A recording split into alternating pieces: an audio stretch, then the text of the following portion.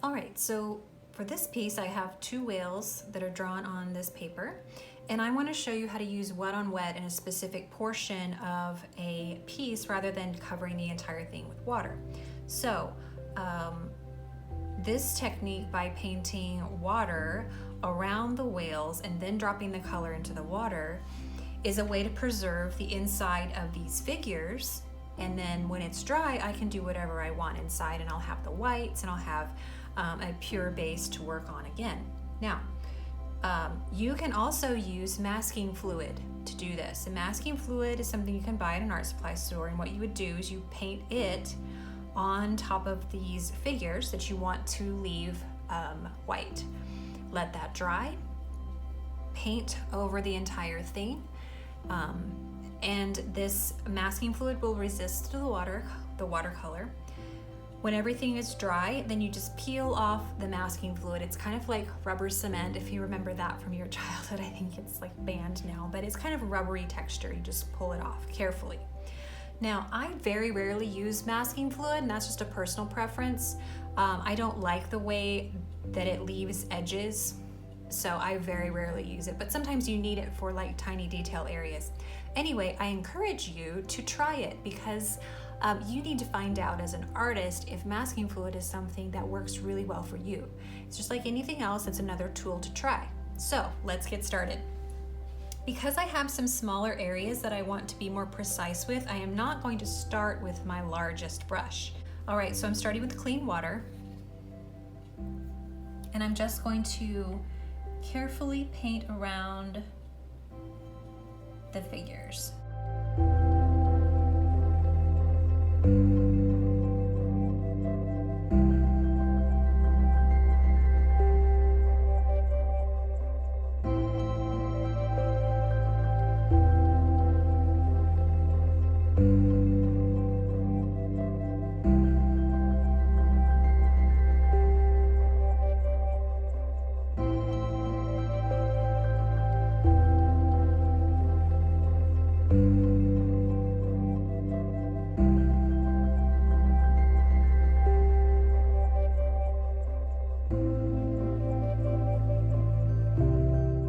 Because I've got different areas to cover, I'm going to use probably both of these brushes. I'm going to reactivate this paint from earlier.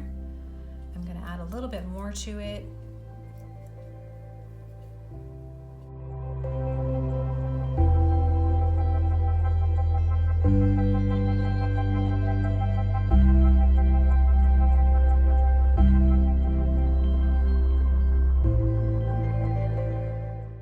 Drop this paint in, and you'll look that it will stop. The paint will stop at the edges I've created with the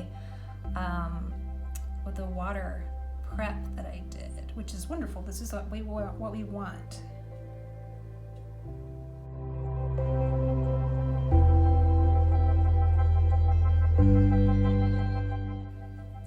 Again, I want to have more pigment at the bottom because I'm going to use that. I'm going to see if I can get away with the tilt technique.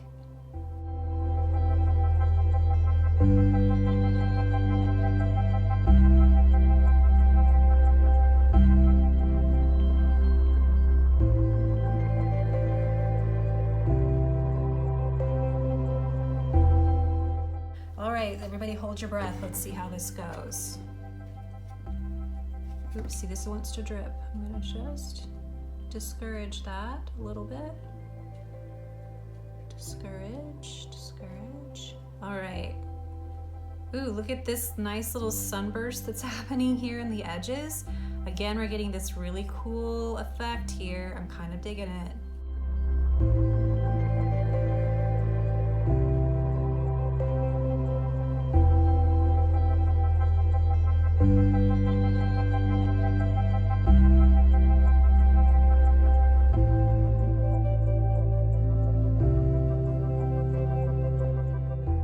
It's doing some really interesting things. Notice how like it's not moving very far here, but it's moving here. I can't control that. I have no idea why it's doing it. It's just very capricious. I don't hate it.